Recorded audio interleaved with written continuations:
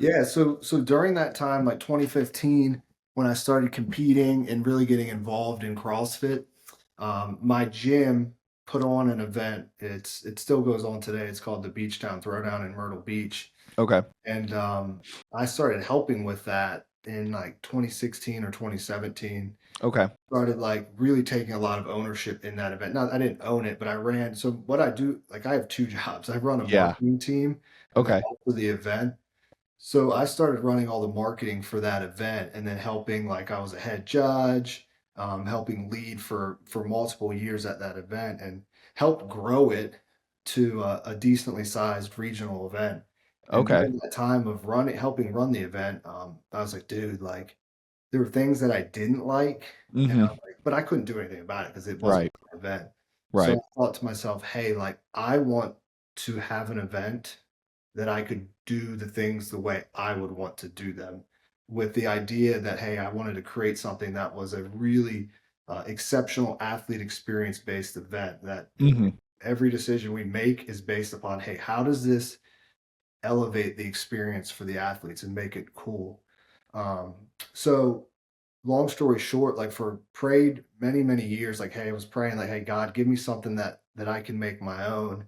Mhm. And in 2019, I was sitting at my kitchen table. My wife was in Mexico Okay. for her cousin's wedding.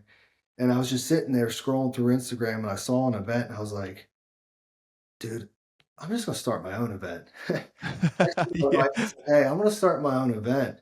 And there was an event, it's kind of morphed over years. It was called Fittest of the Upstate. And Okay. they had this model that I thought was pretty interesting. They took the open and basically took from a region, which was like the upstate of South Carolina, and invited people who placed well in the open to compete at this event, very regional based, Okay. very locally based, actually. Yeah. So I reached out to those people and I said, hey guys, like I really like what you're doing. Like I'd like to do something similar. Mhm. And got on the phone and was like, would you mind if I do something like you got going on here on the coast of South Carolina? And they're like, yes, absolutely. So created Fittest to the Coast, and it was originally back in 2020 was our first event. Mhm. It's only for people on the coast of South Carolina. So from like North Myrtle Beach all the way down to Bluffton, Beaufort, South Carolina. You had to be within this window, and then you had to live east of 95. And Okay. I found a programmer on Reddit who then programmed a leaderboard from the open that populated everybody within this geographic zip codes. I pulled zip codes Wow. and made a leaderboard. And then I Yeah. sat there and DM'd every gym that was in that region saying, hey, you don't know me for Adam, but I've made this event. Would you like to participate? That's crazy. Yeah. And then we ran a promotion. And this was in 2019. It was when the Open started to kind of lose its luster. Yes. But I Yeah. created Yep. this campaign all around the Open Matters. So I got T-shirts made. I sent them to all these gyms that said the Open Matters, and we made Yeah. this thing that say, "Hey, the Open matters again." So that was our tagline, and got a lot of people excited. So our That's first awesome. event, and then I had friends that lived in Charleston that owned a gym because I don't own a gym. Like I don't have Right. equipment at this time.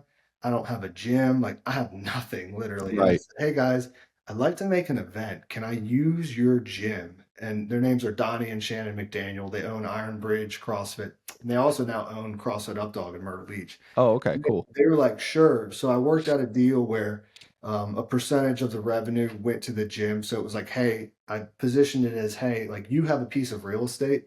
Let me rent it from you, and Mhm. you get some money for just having this." Yeah. So that's how it was set up. So our first event was in 2020, like 3 weeks before COVID and all the lockdowns happened, which was like Wow. the craziest thing ever. We had Man, that's timing. yes, like we were joking at that point, like seeing whatever was happening in the Northeast. This is nothing's gonna happen, yada yada. Right. And then we have an event, our first event with like 220 athletes, and then 3 weeks later, everything gets shut down. Like no joke, Man, if COVID had happened like 3 weeks earlier, Fitness of the Coast probably wouldn't have wouldn't existed today. yeah, right. That's Yeah, so crazy. yeah. So that Man. was our first event. And the idea behind it was I probably did a lot of things I shouldn't have done. Like I gave away every dollar I made, like in cash. Like it Yeah. was ridiculous. I got Um, every athlete got, like, shorts, sports bras, all this stuff, but I was like, Yeah. "Hey," like, I just went crazy, like, I wasn't like You just I was just thinking, "How do I make this the coolest thing ever?" Yeah, I yeah. poured everything into it, and, people But really liked it, and it was do you really awesome. do you feel like doing that though, like, that was something that helped gain traction for following years? Yeah, it absolutely did, like, we and I still do this today. Like every decision is like, hey, how does it make it awesome? Like, how Mhm, do we make this the coolest thing it could be? And we've done a number of things every year. And I could tell you example after example. mhm. Like, so that was the first year, and then the second year. So that now in all of this, I said that I had this plan. Like I Mhm. remember telling someone, I was like, hey, I'm going to make this event one of the biggest events in the country. And I remember someone kind of laughing at me, like, yeah, yeah, yeah. But, like, I had this idea, I was like, "Hey, I'm gonna start small, I'm gonna Yeah, make it so awesome that people are gonna want to be a part of it, but I'm gonna tell them they can't," because we were only on the coast of South Carolina. right. Like, Yep. I had people DMing me, "Hey, can we compete? Can we compete?" It's like, "No, you're not within our area." So then the next year, we actually something happened. It was the open moved. So they moved the Open. This was in 2020, and the Open moved. It was supposed to be in the fall, I think, and they moved it back to the winter. Do you remember that? Yes, yeah, so I think it was 2019, they did it in October, and then they did another one in 2020, right? Early Yeah, 2020 I think or early 2020, or they moved it or something. I can't remember what happened. Yeah. So what I did was, so during this time, my goal was in year 3, I was going to make my own online qualifier. Like in the plan I had laid out to how I'm going to grow this, the third year I was going to do an online qualifier. Well, because CrossFit started doing all the things that they do poorly, which we could get into, it Yeah, opened up the opportunity where I was like, hey, I cannot wait and base my event off of another organization. I was like, yeah, there's no sustainability in this. So right. then I said, all right, we're just going to make our an online qualifier. So we created an online qualifier in the fall of 2020. Again, it was only for the coast of South Carolina. So you Did could you Had you expanded it a little bit? Or no, okay, so kept it the same. no, it was only for the coast. And then Okay. then I was like, hey, I'm going to do what the CrossFit used to do, where they still do, where they announced the workouts at different gyms. So we picked different gyms along the coast and we went and did live shows, which we still do today. It's Mhm. gotten better over time. But I found like, dude, I had two of my had my brother-in-law, one of my best friends, and then a guy who found us on Instagram, who's now our video guy. Oh, And yeah. then my buddy at the time who was shooting photos, and we just got in my truck and just drove around everywhere. That's so cool. And it was a ton of fun. We met a lot of people Yeah. and generated a lot of great relationships. And then we had our second event at another gym in Charleston called CrossFit Wando. Okay. That point, that competition, the gym owner comes up to me and goes, "Hey, I think you're getting too big to be at a gym." And I was like, we were like, it was not a, it was, I don't know how we did it because we had Yeah. so many people there and it was ridiculous. Yeah. So, and I had already had this foresight. I was like, this isn't sustainable. Like we're Yeah. growing fast, but if we want to grow, we got to make some moves. So Mhm. the day after that event, I had set up a meeting with the Charleston Convention Center. So we get done that workout, that event, Mhm. and then I drive over to the Charleston Convention Center and take a tour of it. And we signed a deal with them, which I had no business signing. Like it was way too expensive. And I was just like, figure it out. Like again, like Yeah. I was young and naive during all this time, which hindsight's 2020. Sometimes that works the best. You're just like, "Yo, we're gonna make it happen." Yes, yeah. I had no idea. I had an idea of what I was doing, but I had no idea of the magnitude that this thing would get to. Mhm. So then I was like, all right, well, we're going to rent the Charleston Convention Center. And at the time, our event was only individuals.